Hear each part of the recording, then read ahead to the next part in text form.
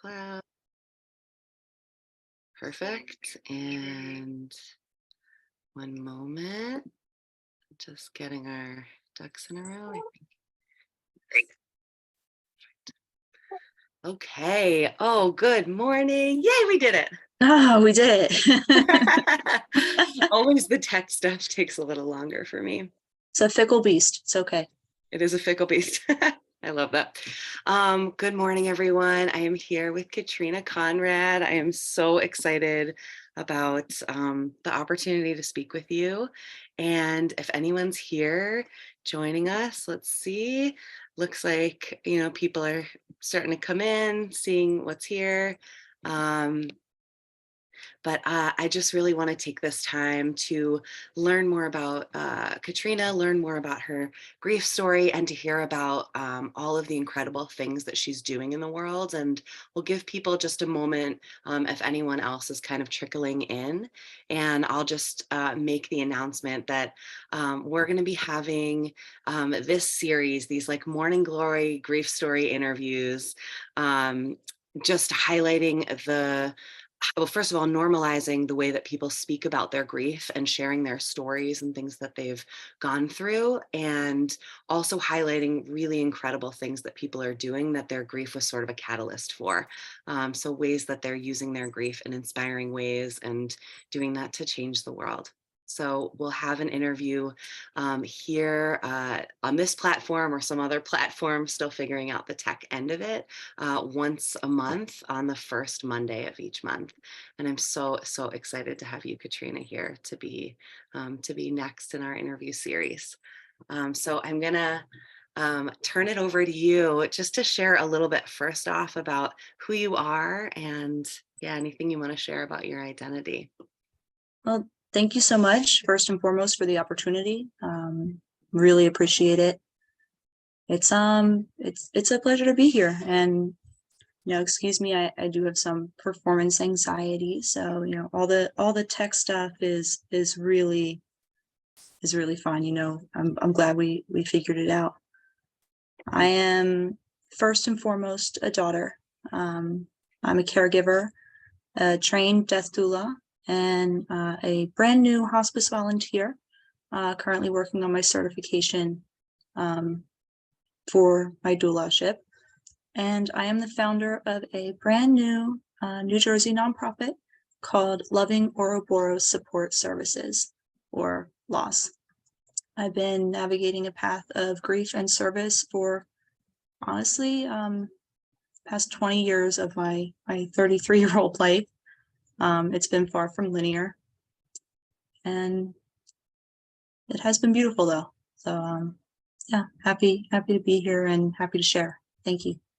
Yeah, I'm always inspired by the ways in the time I've known you, I've I don't know you that well, but what I do know is that you're really good at finding beauty in the things that happen to you and around you. And that's been something I've been really inspired by. So I'm glad you named that here. Thank you so much. Yeah. A good friend of mine has said, you got to make your mess your message. So, Oh my God, I love that. I've had a big mess on my hands for a long time, and so naturally we've got a big message. Wow. Yeah, I love that so much. I resonate so deeply with that. So Right. totally gonna use that. Messy humans. Totally. So yeah, I would love to hear as much as you feel comfortable about your loss. I know when you shared your story with me initially, it was like just so beautiful and heartwarming. So whatever pieces Oh, of your loss story, because I know there's like a lot of layers and complexity, yeah. but whatever feels like, I don't know what you want to share to give us some context about, some of the journey you've been through. Yeah. Well, thank you. Yeah, there's a lot of, you're right about the layers and the complexities. There's a lot of complex grief, accumulated grief, anticipatory grief, all kind of like balled up there. I do want to take a moment to acknowledge that the loss, as we refer to it, just acknowledging what it is, that we're referring to the dead, in my life, and my relationship to them. And like getting the opportunity to talk about that is so special. I think that, in the not just like it is and part of the grieving process, but also the living process. As people, die in your life, over time you can sort of lose the opportunities to really talk about them. And that's like another layer of it, right? So having the opportunity to talk about it means a whole lot to me, and I appreciate that. Um, Absolutely. yeah, I no, think especially in the times like right after a loss, there's a lot of space to talk about it. People ask yeah, questions, people are curious, but then the more time goes by, the more it's like almost awkward to bring it up, or like you don't want to be like a downer or a rain cloud. right, Debbie Downer. Yeah, Why can't you let go of that? You should be over that by now. exactly. You should focus on moving forward. And it's not like, we don't move forward. I mean, there's really no other direction for us to move in, most of the time. Yeah. It's pretty, time is carrying us forward, like it or not. So yeah, just having it does feel awkward. It does feel awkward for sometimes for people to hold that kind of space. I think Yeah. what you're You doing really have to is like really good request work. it and set the stage of like, hey, I'm gonna come in here and now I'm gonna like, can I share a bunch of hard things with you? It's like, where is the place for that in our world? So Right. Absolutely. Outside of therapy, it's very limited. right, Um, right. so all that being said, Yeah. oh gosh, I've been very fortunate. I've been very blessed to have a very death positive family, and they've always been death positive. Um, Can you say a little I, bit more about what you mean by that? yeah, so they were always open to they never shied away from conversations about death, and they really, frankly, they didn't have much of a choice. When I was 4 years old, I was in preschool. I was, little one. My best friend died, and she got sick. She got sick and she died. And I remember coming home from school, and my mom telling me, I don't remember the words she said, but I remember, like, I remember how her skirt smelled when, like, I buried my head in it. It was just like, like, was crying. Um, it's funny, it smelled exactly like agua de Florida. Oh, Um, wow. right. So that's something that I kind of like revisit, time to time in ceremony. Um, but it was, she was just very honest about it. There was no, like, I don't think, it wasn't like they didn't tell me that she went away. It wasn't around the same time my great aunt died. My great aunt Adelaide, who we're very close family. So um, like that, I was aware of that. I was around people who were grieving. I think our dog died. It's like our dog died around the same time. It's like literally all in the same year, and so there was no, like, it's there. Like, you have to talk about it. And yeah, they were always just really, really good about that. Um, and I'm really grateful for it. I remember having a conversation, probably that year, probably in the middle of all that mess, with my grandfather, my mom's dad, Pop, who, an amazing man, really just big bear of a man. And we would sit and we would just talk about anything and everything. But I remember talking to him. It's like one of my core, like, early memories. Like, well, Pop, when we die, like, what's going to happen to us? And, well, you could get buried, you could, get cremated. And we're big on cremation in our family. There's now new alternatives that I'm really excited about. But back then, it was sort of, you can get buried or you can get cremated. And it's like, oh, okay, well then we'll get cremated, Pop, and we can put our ashes on the mountain. There was a property that my grandparents had planned to retire to, up in like the mountains of PA. It was absolutely beautiful, and we'd go on walks there, and it was just, I have a lot of really good memories there. So just like having a conversation like that, like, oh well, this is what, just very matter of fact, and that conversation would not have happened had my family not been so, you know, um, death positive. Yeah. Um, And I'm appreciating, I mean, 4 years old is really young to lose somebody so close to you.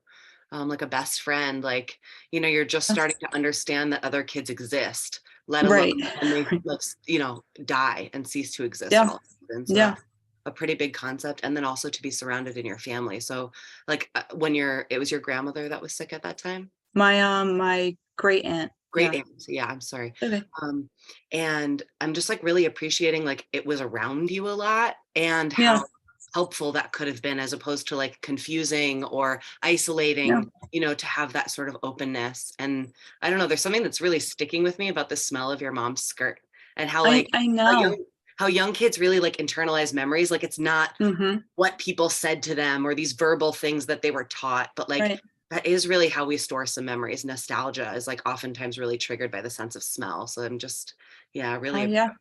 appreciating that that memory was sort of stored in that way of like Mm. how you received comfort as opposed to like what you were told about it. Yeah. Yeah. Absolutely. It's no mistake that in therapeutic and ceremonial settings we use things like candles and incense and different perfumes and oils to help soothe, Yeah, and make the healing process feel softer or more gentle. absolutely. It's And it more that's like integrative of more than our just like logic brains, but like the sensory parts right, of our brain too. right. No, Anyway, I feel like I could absolutely. talk to you about all these nuances, and Yeah, yeah, I of didn't mean course. to interrupt your story. I just, It's okay. Yeah, yeah, no, it's fine. It's all part of it. totally. So we fast forward like 10 years later, from like that 4-year-old experience. And at that point, both of my grandfathers were dead. My dad's dad had developed Alzheimer's. Um, and God, that was hell. Oh, what hell. Alzheimer's has this way of declining that feels like both like just so just like the slowness of it is excruciating, but it's also happening at a pace that you're losing them like that every day. Um, and me and all of my grandparents were close, but I was grandpa's girl. With both my pops. They loved me a whole lot. Not that my grandmothers didn't, but I don't know, there's just something special about those relationships. They were just so loving, so doting on me. I was Yeah, I I joke that I was the favorite because I was their firstborn's firstborn. Um, and I was a very cute kid. So they loved me a whole lot. And mm, yeah, losing my dad's dad was really rough. Um, at the same time, literally, like it's crazy, and just like how 10 years earlier, like everything was happening at the same time. We had at the same time that my dad's dad was going downhill. My mom's dad had his first stroke. Mm, We didn't know it at the time that he had a neurological condition called CADASIL, which is an acronym for a very long string of words. It essentially means that at some point a switch gets flipped and that affects the way blood flows through your brain, and you become very susceptible to stroke. So he, got one grandfather losing his mind with Alzheimer's, the other one's losing all physical capability with stroke. Um, and it was just it was like the whole world, which it was just upended. it changed the entire landscape of my family. It would, to have like, the patriarchs, just completely, like they suddenly my grandmothers were in a position where they had to care for these men, these big, bear-like men, who really, we were all very accustomed to them carrying the weight of the family on their shoulders. And that's not to say that my grandmothers did a poor job by any means. They're remarkable. I am, forever inspired by the way that they cared for their husbands, in that time, and the way that time really rallied. I can't speak for my cousins, but it was very important, especially for my mom.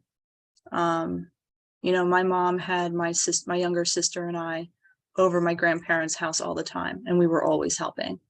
But it was just needing, and I recognize this now, that you need someone to just be there, to kind of hold it down. And at, 8, 9, 12 years old, it's really, you would think that it would feel like a lot of responsibility, to be told like, hey, you've got to hold it down, while we go like do groceries or run it, whatever. But for me, it just felt like, this is, this is how we love, this is just how we love each other. It sounds like Yeah, contribution to your family, of like being just an active member of helping the family function and helping your house get what it needed and whatever. It was just a really normalized part of your family's value set, is like everyone contributes. right, exactly. It doesn't, and the notion that it doesn't work without that. Mhm. I'm It hearing really, it wasn't like an option. It's just like what everybody did. yeah, yeah. No, there was no, and I recognize like in kind of like in hindsight that like, oh, like that's not the case for other people, that that other people have perhaps more like financial support to to hire and help, or to to put their loved one in a supportive care facility. um there's a lot I can and will say about that too. No judgment whatsoever. It's But I'm very familiar with those facilities. I was fortunate. It actually, both of my grandfathers wound up dying alone in care homes, which is like just like breaks my heart, for, and it wasn't I would say it wasn't planned. It was a situation where they thought they were getting better, so they took them out of the hospital, put them into the nursing home, and they died several days later. It's it's the way of it. And I know, knowing what I know now, I understand that it was probably that pre-death clarity that that a lot of people experience, that made the hospital think like, oh, like they're good, they're doing good, they they can go back, when really they were much closer to the end than they had recognized. Fortunately, that's something that's becoming, people are learning more and more about that now. It's more common knowledge. So now when someone is really clear, in a time when like they really shouldn't be. Like a quick sort of turnaround recovery Yeah, thing. Yeah. exactly. It's like, oh, let's get the family in here because this is precious. This is, this day or few hours of being lucid is fleeting. Yeah. So there's it's it was really rough losing them, that way especially. It was, and again, when it rains it pours, right? So around that same time my mom had her first stroke. Mm.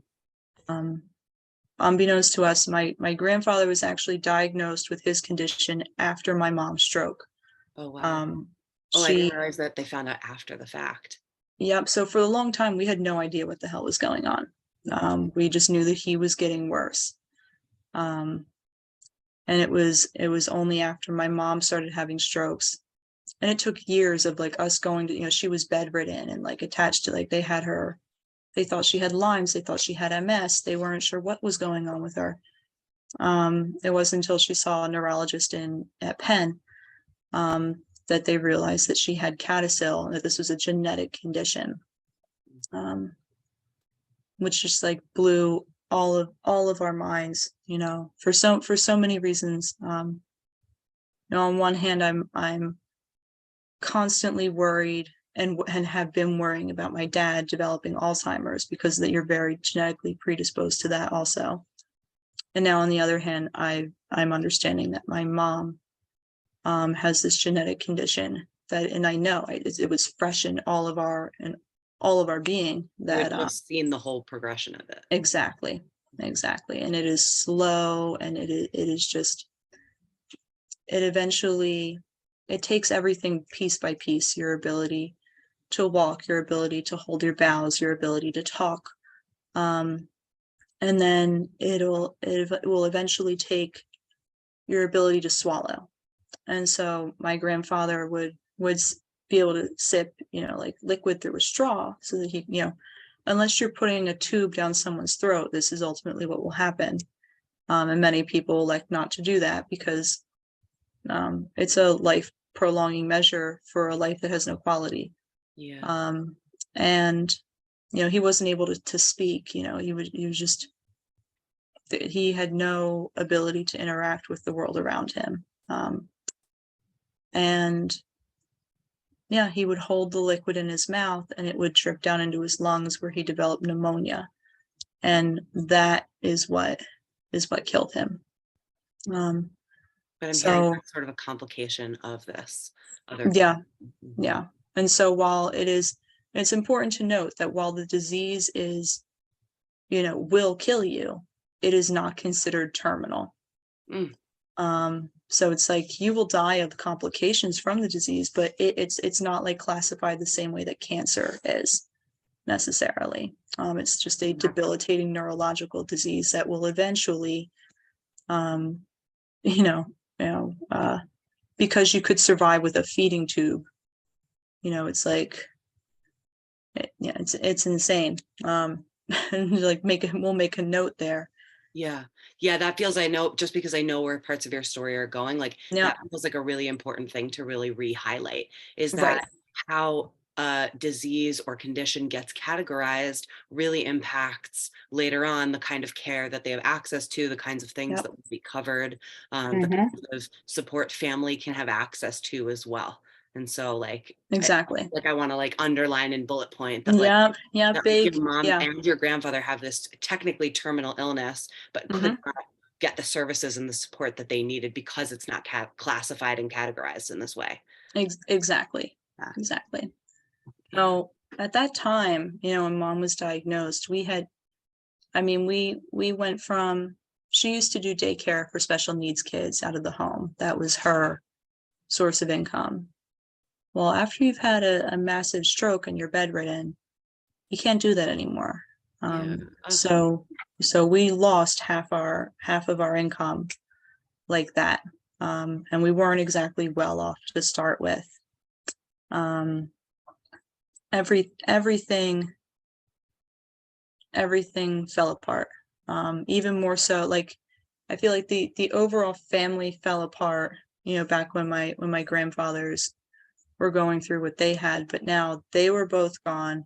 And now my mom was going through this, it was like, hell point two, 2.0 or whatever. We were just like, okay, like we're in the sequel now. And it's she made me, and again, I'm like 12 years old, something like that, 12, 14 years old. And she's making me promise her, you know, because at that point, like, her marriage with my dad was just, a lot of it's not talked about a whole lot, but a lot of marriages don't survive these kinds of conditions. Mm. I've heard my dad say, like, she's not, she's not the person I married. And to be fair, like, she wasn't. I don't fault him for anything like that. I know they say, like, in sickness and health and everything, that but it's rough. And when you've got someone who's going through like massive mood swings, and she just really, it was wild. It was really wild for a while there. It wasn't like living with my mom. There was a lot of adjusting that I had to do. And so because she was not, tight with, she wasn't tight with dad anymore. She was asking me, please promise me you'll never let me get like my dad. Don't let me get like Pop. And I'm thinking about this in terms of, I've got a 50% chance of inheriting it. Um, you know, is this something that I would want to live with? And after everything I had seen, God, no. Like, of course not. And I had operated for a really long time, just with the with with the assumption, we're just going to operate as though we have it. I'm just going to operate as though I actually have it, just to be on the safe side. We won't get too close to people. We won't, I won't have children. Just to, because if I have it, that's asking, I'd already seen what the disease did to my parents. Like, I didn't have faith that someone would sign up for that. Yeah. And Yeah, so even just that, I'm thinking about the complex layers of, like, we were talking about anticipatory grief, and that's like sort of a piece here in relation to like knowing family members are going to keep getting iller and keep having this mhm, sort of decline in their health and well-being, yeah, and your family will have that impact. It's not quite here yet, it's coming.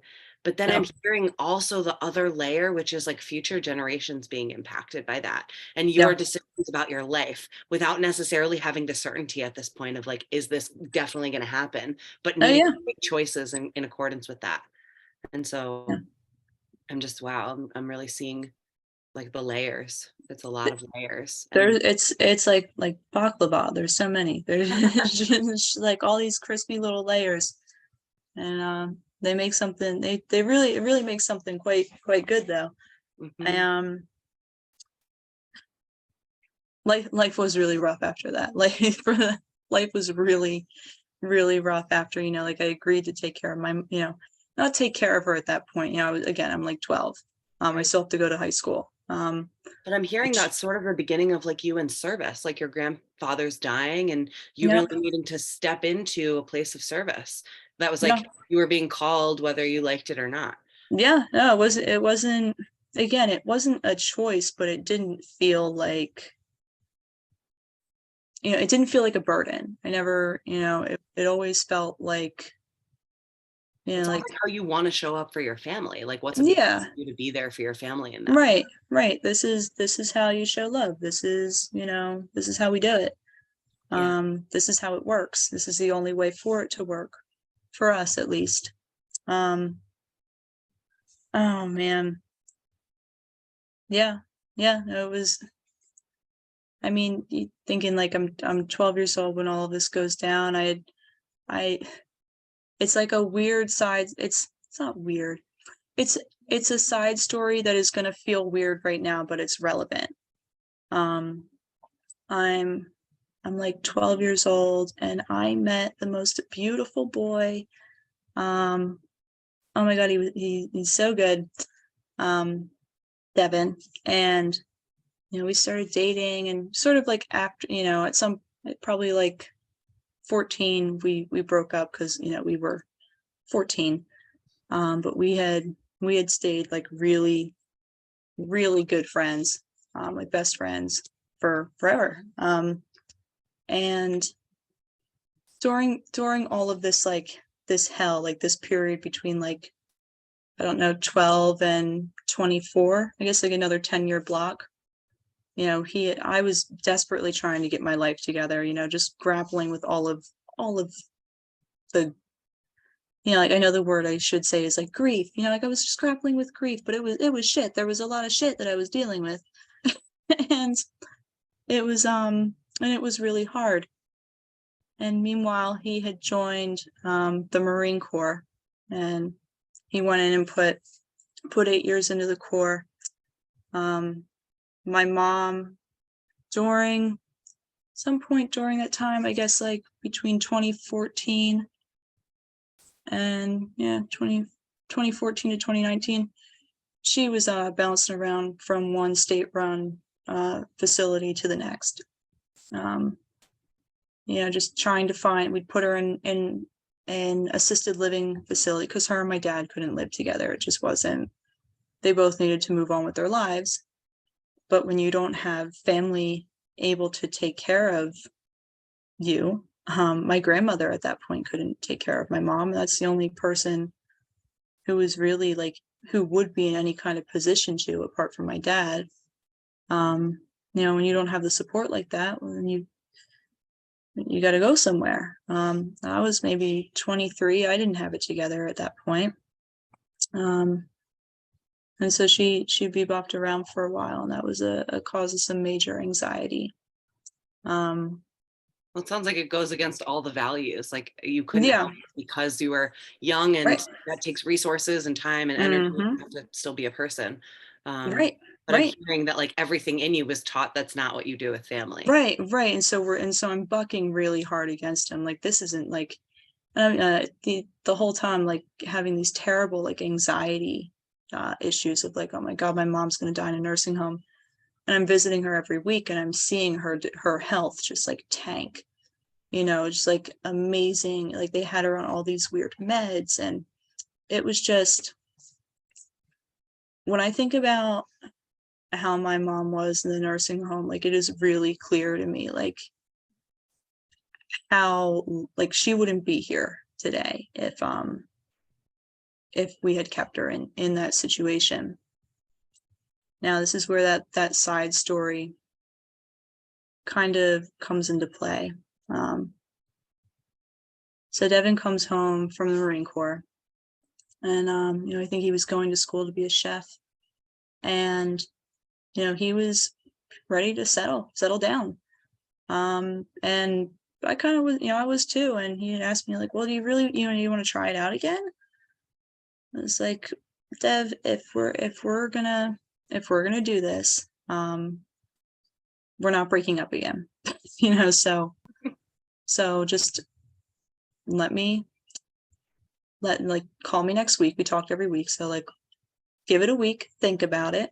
And then, I'll talk next week. And next week rolled around, and I didn't hear from him. And it's just like weird. And his phone went to voicemail. He had PTSD from the Corps, and landed himself in jail, just being really drunk, trying to deal with the PTSD. And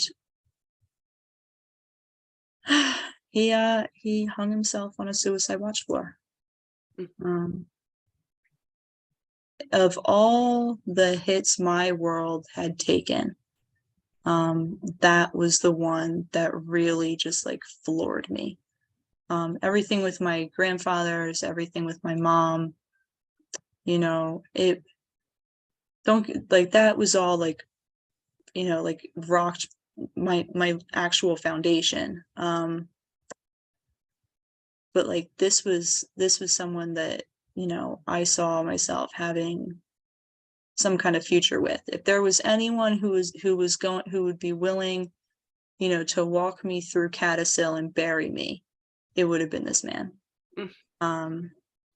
And for him to be gone like that was just like, I had later found out from his mom that like during that week, he had asked his dad where to buy me a ring. So it was just, just like this sense of like feeling like robbed. Absolutely. Of just Such an unjust way, like where he should have been watched, Yep, literally on a suicide watch floor. literally on the suicide watch floor. Exactly. It's yeah. No, Wow. it And was and I insane. heard you say before there was like you had sort of like written off a future with somebody Yeah. because like I don't really know. And then here was the potential for that future with somebody that like you met in your youth that you'd maintained a Mm, connection with, and there was so yeah. much like future potential there. Oh yeah. Yeah. No, it was it was it was huge. Doesn't even it was the weight of this thing. It was as if the world could have split in half and opened up and swallowed me up, and I would have been completely 100% a-okay with it. Um, that's just like where I was in my grief. Um, Yeah. and so at that point, like I knew like I've got nothing, I was at that point, like my will to live was just, it was gone, completely gone. The only thing I had to grab onto at that time was the promise that I had made to my mom, that I wouldn't let her die in a nursing home. Mm, And so I just hauled ass. I was working as a waitress at a local Korean restaurant and in West Philadelphia, and I just yeah, just really just started busting my ass and saving up every penny that I could to move her into my own an apartment with me. Um, which is a massive undertaking, and to go through all the bureaucratic um to go through all the bureaucratic bullshit that one needs to go through to become a part of the program, needed to be a paid caregiver for a family member, is just insane. yeah. um so it's like, okay, like how do I do this? How do how do I make sure, all of this is with this belief and this understanding that I have still inherited my mom's disease. So it's now I'm not just doing this for her, but I'm like doing this for like, okay, how do we get to a place where we can both die on our own terms? Hmm. um and the only place, because New Jersey has a death with dignity kind of like law, but the requirements for it just don't apply to us. We they're prohibitive to our participation. And so um, the what I just researched the crap out of it and found out that Montana is our best bet, because there's sort of this loophole in, you can. I'm not saying everyone has access to this. You still have to see a doctor. They still need to sign off on this, but it's the regulation around it is not as strict. It's not necessarily called a death with dignity law. It's not in legislation like that. The only thing in place really is a you are legally not allowed to sue the doctors prescribing the medication. Hmm. Um, so that's our best bet. And And I think you mentioned that there's something about needing to reside in that state. yeah, you do need to be a resident. And so it's like, okay, well, how do we become a resident in Montana? Mhm. Um, and that's really what started what I'm doing now. Yeah, so I started with a big plan and a school bus conversion. Yeah. So I this is where the whole story takes a really cool turn. Yeah, yeah, And so before you go into that piece, I just want to welcome anyone that's tuning in now. Thank you so much for joining us. We just heard this incredible, like heartbreaking, just like frankly lifelong story of yeah, navigating all different kinds of grief and longing and heartbreak. And um, and through it all, I'm really seeing the themes of beauty, of like you really valuing your family, of you really having like hope, of you really being so loyal and dedicated to this promise you made to your mom. And like I'm really seeing those threads in this whole heartbreaking story. So if you're just tuning in, you can feel free to put in the chat where you're tuning in from, or put in any questions or things that you'd love for Katrina to address. And we'll get to those in a little bit. But for now, we're going to come back to Katrina, and she's going to tell us some of what inspired her and how she started getting started on her idea for her organization. Yeah. So it's sort of, the plan initially was, so my mom's dad, he had always referred to nature as God's church. And mom had grown up camping and I had grown up camping. And it's like, well, if we're going to go, if we're going to go to Montana if we're going to go to Montana, let's make, it's a ways away, we've got some time, let's make the most of it. Let's bebop around. Let's spend time in God's church. Let's, really see, like, this is what we're here for. We're here to enjoy life. And, something as simple as just, people, sometimes I myself have wondered before, like, well, what's the point of all this? What's the point of life? And it can be something as simple as, watching the birds fly. Just like hearing bird song in the morning, or watching a creek, or the way that the wind moves through the leaves. It's just, to me personally, that's what I'm here for. I'm here to witness the beauty of nature. That's what that's what I want my human experience to be about. At least a good chunk of it. And I want the same for my mom. I want to experience those things with her while I can, because there's going to be a time when I can't.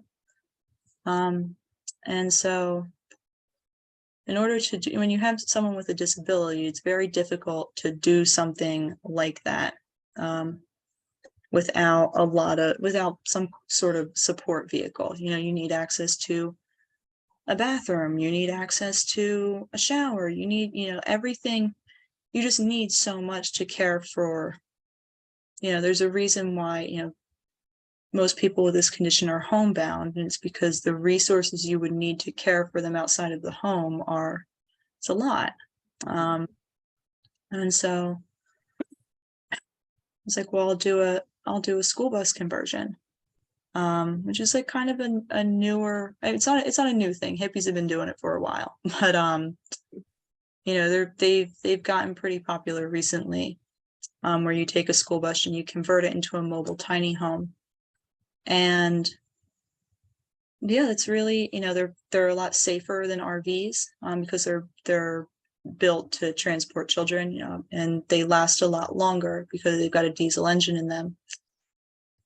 So I was like, okay, that's the plan. We'll get a bus, we'll travel around, we'll see everything that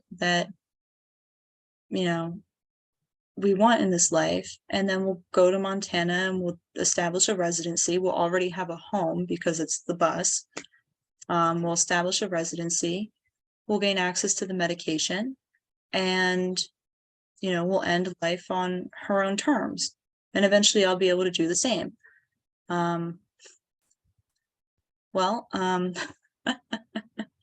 It's, the universe is funny. It's really quite funny. I had this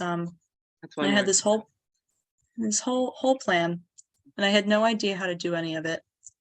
How the hell was I going to save up money for a bus? I was determined I was going to do it.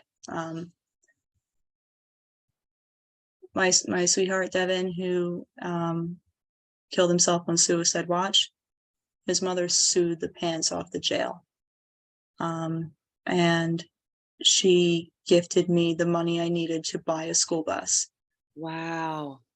Yep. And so we have our bus.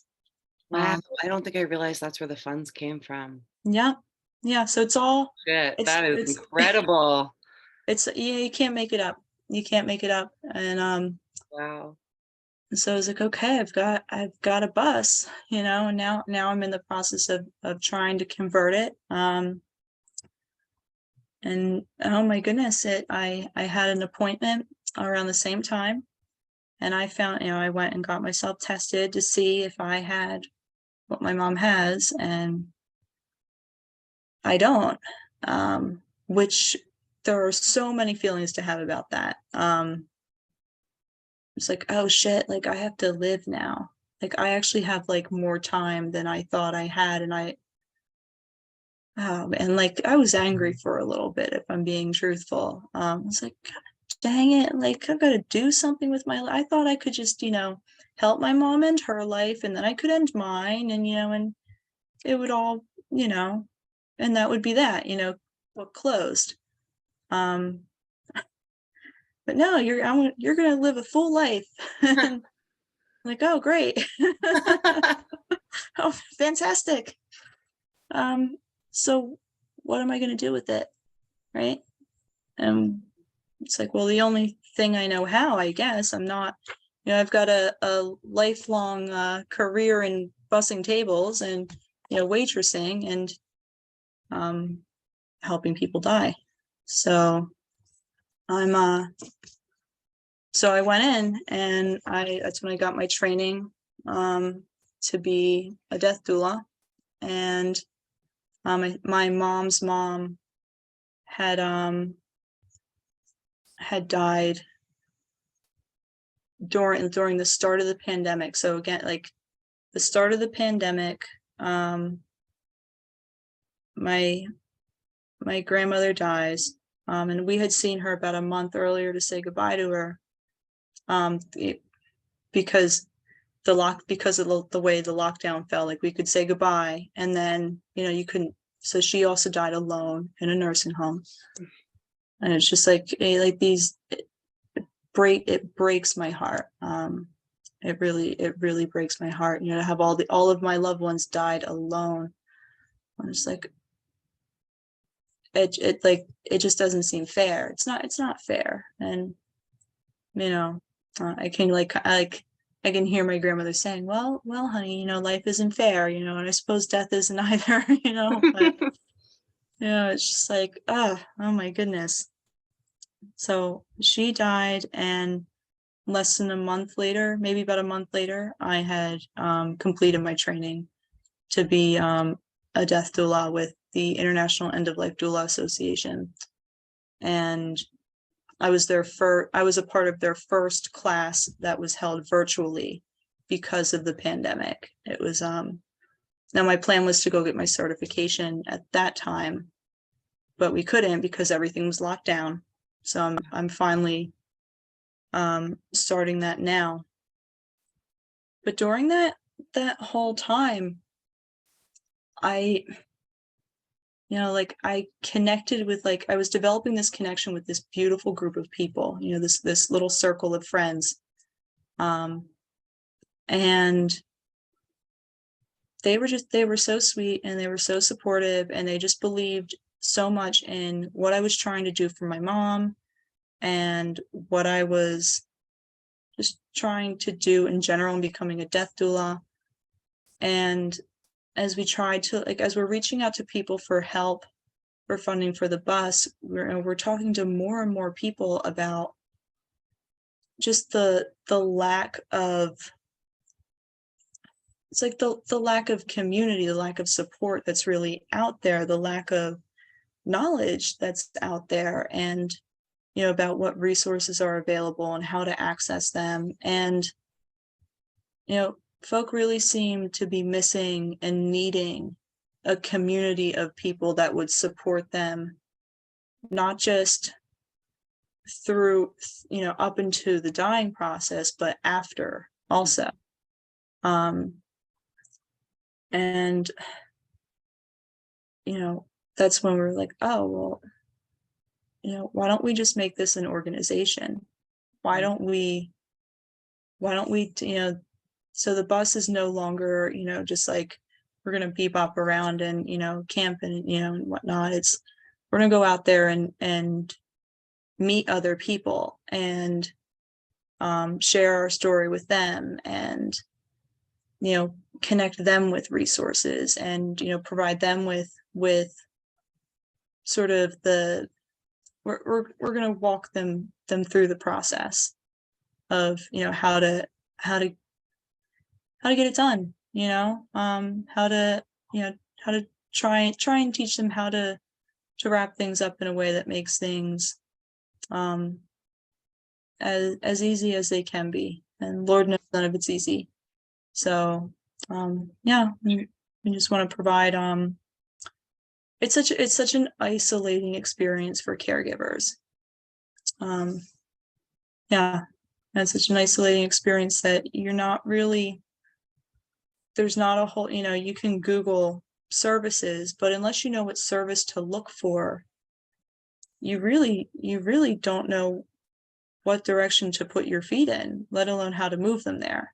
Right, and a lot of the services are for people actually like the ill person as opposed Yep. to the family, or they'll have like a family support group at a hospital or something like Oh that. yeah, Have yeah. like a chat plan. Tuesday at 7 o'clock when you're supposed to be making dinner for the person you care for. Right, Yeah, right. And yeah, otherwise it's like bupkis. So yeah, yep. I'm really like there's like such a deficit in Hmm. how to help the people who are just witnessing their loved ones going through something hard. Yeah, absolutely. And now we've got a whole new wave of people, thanks to COVID and the pandemic, who are grieving this whole new and this whole new thing, because they could not be there with their loved one at the time of death. Um, Yeah, that happened to us. My mother-in-law died alone in a hospital during COVID of COVID. yep. Yeah. And No, so, and it's no closure, no like ceremony around that. It was no. like I resonate with you around it being this like robbed opportunity. Yeah, yeah. No, absolutely. And I'm sorry to hear about your loss. It's,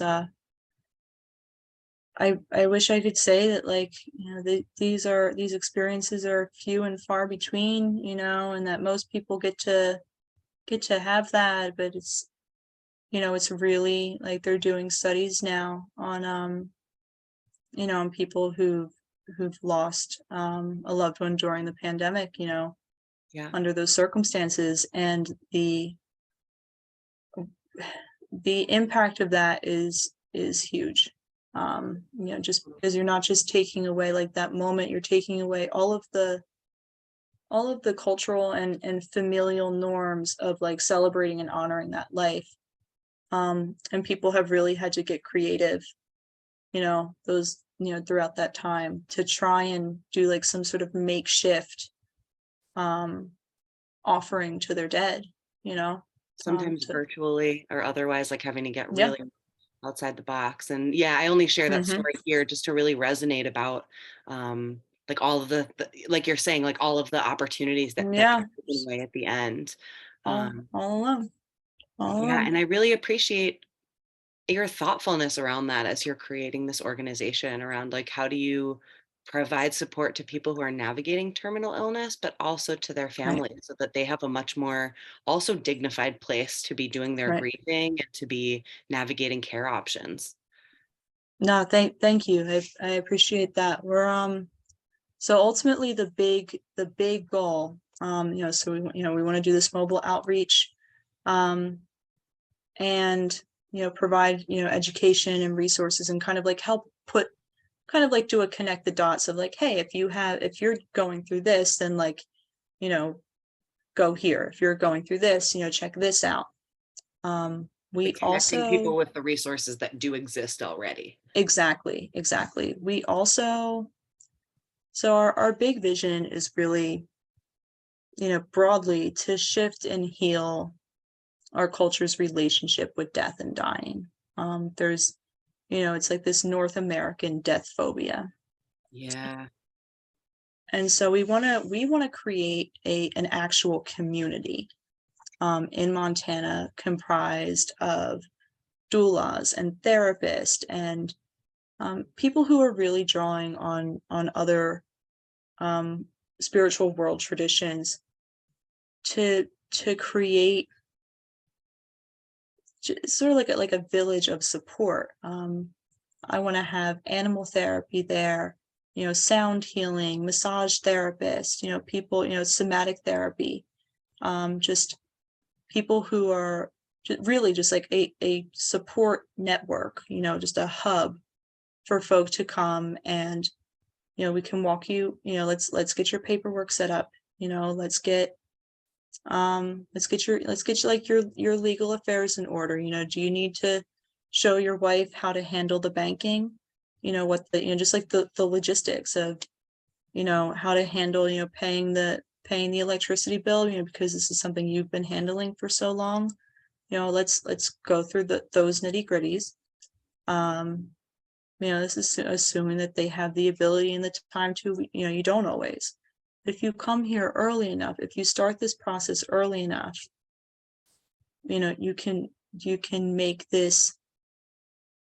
I know the word transition gets thrown around a lot. It's more than a transition, but we can make this, we can make your life without your person, just a little bit easier, just a little bit more manageable. And I'm also hearing like a priority around doing it on their terms, Yeah, meaning like without it needing to be handed over to the government, or you right. lose all of your faculties and then other Yeah, people have to make decisions about your care when it's too late, as opposed to right. you being involved with designating like it would be best in my family if this person handled this, and this would be a really helpful Exactly. thing for us to transition. And I think I remember you saying something when we spoke about like wills, or like Yeah, yeah. helping to Get your navigate DNR in around. order, get your Yeah. all of it. How do you, if anything happens to you between point A and point B, you know, would you rather us just like divert you to point B?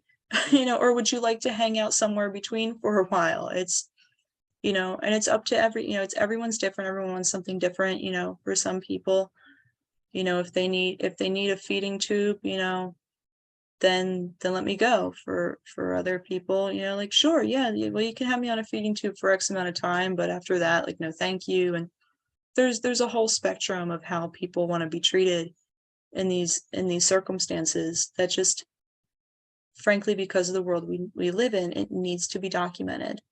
Mhm. It needs to be documented. It needs to be real, like, and beyond documented. It needs to be known throughout the family, so that if anything happens, okay, it's documented, but Aunt Sue comes in and wants to fight it. Like, now you're gonna spend some time perhaps not having your wishes honored because you haven't had a conversation with Aunt Sue. It's. And I mean, there is also like the other layer of, even when you do have it documented. So, like, for Mhm. example, I had my will done when I Yeah. got married. Me and my husband created a will. And part of the will is like they ask you like what you want in certain circumstances, if you're No. hospitalized, if you've died, if you're whatever. So you can Right. lay some Right. of that stuff out. But that was a form that was just handed to me by my lawyer to fill out and then bring in completed. That wasn't like a, Right. let's help you understand what you're signing your rights away to. Let's look at what Hmm. this is. So I guess I'm Yeah. also hearing just this personalized touch around being walked through some of those humongous decisions that people might not even understand what they're signing off on. Like, what does it mean to have a feeding tube removed? What does it mean if you Right. have that, but you don't have like resuscitation, or like there's different degrees of that. And I'm hearing that part of the services you're wanting to create is like human connection support through Yep. making those big decisions, which is a Absolutely. huge difference. Absolutely. Oh, yeah, absolutely. And really bringing, whether this is, family by blood, or chosen family, or this is, family by marriage, making sure, how can we help you navigate those conversations with these people so that everyone is on the same, as close to the same page as they could possibly be. Mhm. Um, because I think we tend to, there's this assumption that, well, because I have a legal document, that family can't get in the way, and or someone can't get, there's no, but humans are messy, and documentation is, these scenarios are happening very quickly. These are like handle it like emergency situations, crash cart type stuff. And the nurse isn't going to go through, if that paperwork is right there and it's accessible and it's readily found, then, like, awesome. um but unless it's like very clearly documented in your chart, you know there's something's going to be in the air. Um, and that's something is your life, and how you want it to be treated and handled in those moments. And if you have a family member or a loved one in the room who's saying, yes, please save her, when that's not what you want, then you might find yourself in a situation that, you know, you had requested, you not be in. So it's just really important. It's just and it doesn't even stop there, because you've got all the leading up to death. You've got the dying itself. How can we help? What do you want your death experience to look like? You know, Ideally, in this community, we can have people establish a residency in Montana so that they can come, establish that residency, get the medication that they need, from doctors that are in that state. And if they want to stay with us, and we'll walk them through their process, or if they want to, go back to where they came from, back home, then that's fine too, but we really want to put a lot of emphasis on how people are dying. Who do you want in the room? What do you want it to smell like? Are you fine with people talking about the Phillies game, Mhm. while you're on your deathbed? Like, do you want to hear that information, or would you like it to just be quiet? Do you want Aunt Sue? I keep picking on Aunt Sue. I don't have one. But do you want Aunt Sue in the room? Mhm. Do would you prefer her to stay outside? Like, it's just like, my mom doesn't want my dad present when she dies. Okay, like, I understand that. That's fine. Um, we've made a compromise because she has two children with the man, and we will want him around afterwards, that he can be around, he just can't be present. Um, Mhm. but my sister and I are going to require some more familial support, And from the even that man. dynamic is an example of like some of the nuance of this. Of like there's the Yeah, dying versus wishes, but then there's like the impact on the family. And yeah, so giving yourself enough advanced time to think about this stuff and figure it right, out, which we're averse to as a culture anyway, is thinking about right, this in advance. We're sort of like in denial that we'll age and die. Um, right, right. but if you give yourself enough time, then people can really sort of curate an experience that honors everyone. Yeah, and yeah, absolutely. I'm preaching to the choir, of course, I know. But it's okay. We can all preach to the choir here. But, as I'm sure you've heard of this, before, and you know, it really does take a village. You know, we labor into life, and we labor out of it. Um, just as it takes a a core team of support to bring someone into the world, it takes the same kind of support to help carry someone out. Mhm. Um, and that's really what we're aiming to provide here. And I'm a hospice volunteer. I'm not knocking hospice in any way, shape, or form, but there is so much work to be done, and hospice really can only cover so much of it. There's more on, like, the therapeutic aspect of things that need to be, that, if they're addressed, can make the process, just that much easier, for everyone involved, both the person who is dying and the people who are left after they've died. Easier, and I'm also hearing more beautiful and more meaningful, because we Mhm. see a lot of the beauty and like, living and growing and doing and thriving, but like Yeah, there really can be a beauty at end of yeah, life. There really can be a connection. There really can be a spirituality. There really can be this like yeah, sacredness. And I'm hearing you really wanting to like make space for people to like be able to have that so that their loved ones don't have to. So, or just like so that the end doesn't have to be mhm. so stressful and doesn't have to be so heartbreaking and isolating. Yeah, no, we really do, a big part of our vision is to restore that sacredness to the end of life. I think we're often, it's oh, life is sacred, and life is sacred, and so is death, and to kind of move it into a place that feels sacred and that feels reverent, where we're really honoring the death in front of us, that we're honoring the person dying in front of us, the relationships that are ending, that are transforming, they're in front of you, in real time. And yeah, just being able to hold space for that in a really meaningful way. Mm. Um, because yeah, it's huge. It's huge. And anyone who's been in the room with someone who's died, knows that, like, when that moment happens, it is so powerful. Yeah. Um, yeah, no, it's really special. And to kind of set that up, like I mentioned earlier, we want it to smell a certain way, we want it to feel a certain way, what kind of music do you want playing? How can we dying is hard. Dying is hard. We have administered a lot of medications, a lot of morphine to try and make dying as easy as we possibly can. Palliative care specialists and our our medical culture overall, we prolong the process, even to a point that there's just so much to say about it. We prolong it,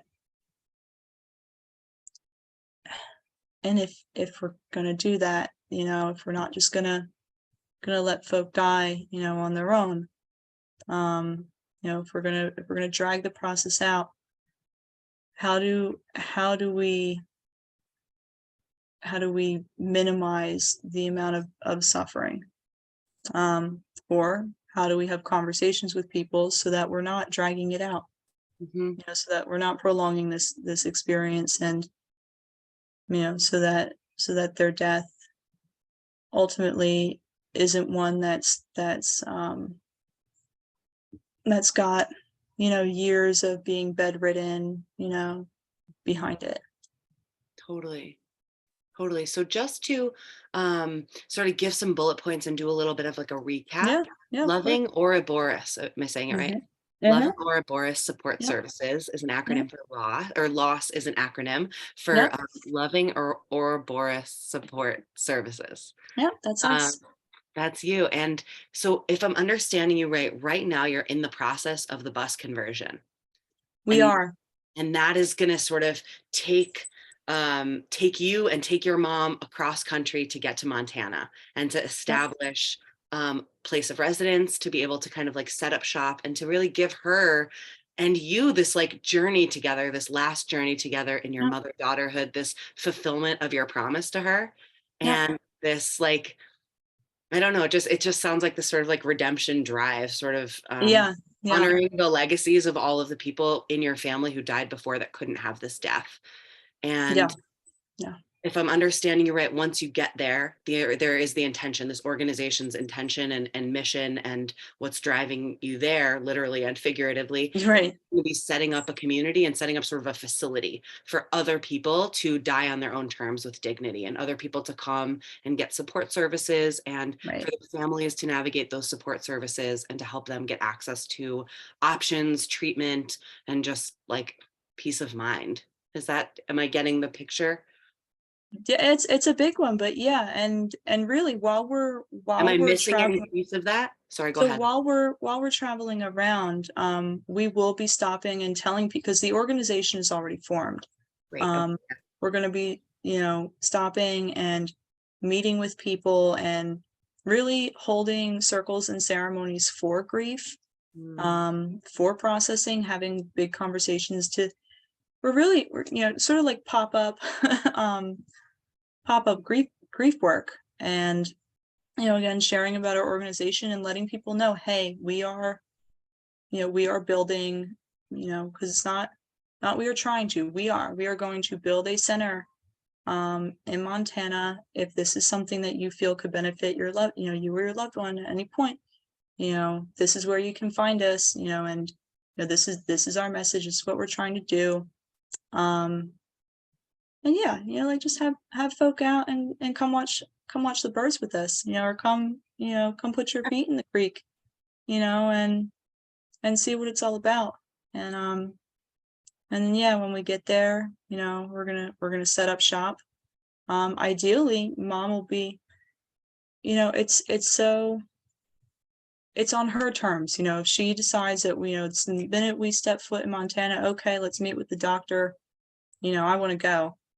Then we're gonna have to go through a process, but okay. Um, but who knows? Maybe if her health stays, right, it's very much dependent upon stress. So if she's not stressed out and she's not having, stroke after stroke after stroke, she's had 5 so far. But if she can maintain maybe we just get the pills and we hold on to them for a while and she can see this whole community get built. You Mm, know, it's all of, mom's participation is as much as she wants, but yeah, that's the plan, is get moving, spread the word, um, settle down and get to work. I love it. Oh my gosh, so beautiful. And I mean, this was like a little detail that you sort of like named under the radar that's sort of gone unacknowledged or noticed just throughout this Yeah, interview so far. But you mentioned that your mom wouldn't be here if she were still in one of those like post hospital rehab facilities. And yeah, I just really want to like see you and really acknowledge you that she's been in your care since then for the most yeah, part, and that you're a yeah, big part of like the healing's already happening, like the work that you're meant to do is already happening because yeah, it's like she's still here all this yeah, time, and so you're yeah. doing something really right. uh, Oh, thank you. I'm really trying. There are some days where, I joke with her. I'm like, Mom, you might not make it to Montana. You keep it up, and she, as any caregiver will know, it's not easy. But I love her a whole lot, and I'd like to keep her with me as long as I can. So I see you doing everything in your power to do that. thank you. It's a tricky balance. Labor of love for sure. hmm Thank you so much for the opportunity to talk about that. I really appreciate it. Yeah. So I want to open up some space if there's anything else you'd like us to Yep. know, or otherwise, please let us know where we can find you, where we can Yeah. donate, yeah, what's out there for us to learn more. Yeah, sure. So we just set up our Instagram. There's nothing on it. I'm gonna get to it. There's It's a link been tree. There's a link tree and an there awesome logo. there yes, exactly. We have a link tree. So it's our link tree and our link tree and our Instagram is the same. It's just loving Ouroboros. That's LOVINGOUROBOROS. There's a Mhm. lot of O's. And we can also, if anyone wants to reach out via email, it's the same thing, lovingouroboros@gmail.com. Thank And you. that's And I'll where, make sure to put that in the like notes of the live video so people can cool, find it too. absolutely. But yeah, that's how you can find us if you have any questions. We're open to connecting with people who can help. If the bus conversion has started, right now the funds would be going towards helping us finish up that conversion. And after that, funds will be going towards just helping us provide services to others, um and helping us build the center so we can really, um start doing the work that we want to do there. Mhm. And you are a formal nonprofit. Yep, we are a formal registered nonprofit with the state of New Jersey. It's I think our like official state name is Loving Ouroboros, a New Jersey nonprofit corporation. So we are Had legit. to get theirs in there. Yep, Can you tell us absolutely. what is Ouroboros? Yeah, so it's really this like Gnostic or alchemical symbol of unity, Mm, um or wholeness. It's also it's depicted oftentimes as a snake or a dragon eating its own tail. mm, Really just sort of symbolizing the perpetual or eternal, sort of like this never ending cycle of destruction and recreation. Mm. So it's very, for our purposes, that it just falls right in line. That like nothing is ever really or is ever destroyed. It's just being recreated. Mm. And that's whether you're referring to life itself or the relationship, you know, um, or just loss in general. It's you're constantly moving that. You're constantly working with it and changing it. Making your mess your message. Mhm. Oh, Yeah. but yeah, the symbol of the Ouroboros is kind of throughout a lot of different. It's also like you can also find the symbolism for the Ouroboros in like Hinduism, over like similar meaning. Mm.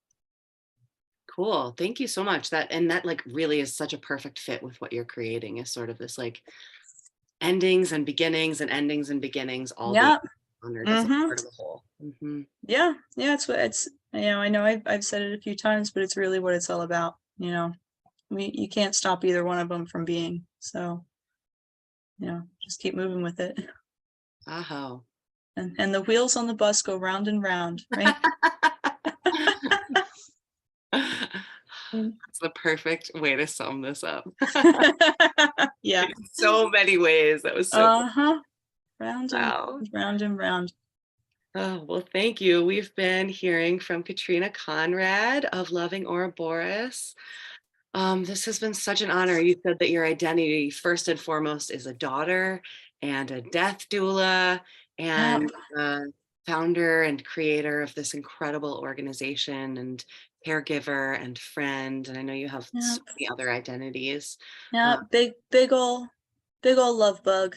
Big ol' love bug. I'm so Yeah. appreciating all that you are bringing to the world, what you're bringing so far, and just the vision. And I think you and I were relating just about like sometimes our vision is so much bigger than us, and we could just see like the steps in front of us, and we just like one day at a time, one step. And it's just like, this is going to be so much more. And like, Yeah. it can be a daunting vision. And yet, like, I'm really seeing you like called to this place of like real epic importance in our world to pay some attention to it. I'm so Thank grateful for you and for your work. thank you so much. Truly, I really appreciate it. Frankly, I don't know what else to do. This is just sort of, I'm yeah, nothing You else thought you were getting feels. out early. Yeah, Mm-mm. right. You I had other thought, plans. no, apparently I'm gonna be here for a while, and I've got a lot of work ahead of me. So you Might as know, well make it count. yep, absolutely. Just need a little help, but asking you shall receive, right? Absolutely, absolutely. So if you feel called and you're listening to this, and you feel called to donate, the link tree for Loving Ouroboros, LOVINGOUROBROUS. You BLOVING spell it. OUROBOROS. Okay, But boom, I there swear, it if is. you Google Ouroboros, it will spell check you and it will correct it for you, Perfect. and it's fine. Awesome. That's how you can find them. They have a donation link on their link tree on their Instagram. I will link it under this video. And otherwise, I'm just so honored to have been a witness to your story and to have just gotten this opportunity to connect with you. Hey, right back at you. Really, you're doing some good work out here, and I really appreciate it. I know, we've talked a little bit about how we're all helping each other out here, and you know, yeah, like that's how it all works. That's how it all works. We all help each other out. So thank you. Much appreciated. You're so, so welcome. So thank you all for tuning in. This is concluding our beautiful story for today. We hope to see you on the next one, which will be coming to you June. It's not June 1st. I think it's June 3rd. Is that, hold on one moment. Yeah, Thank- it's Yep. June 3rd is that first Monday. So looking forward to seeing you then. And Yeah, goodbye for now. Thank you, Katrina, for joining us. Thank you so much, Randy. Bye.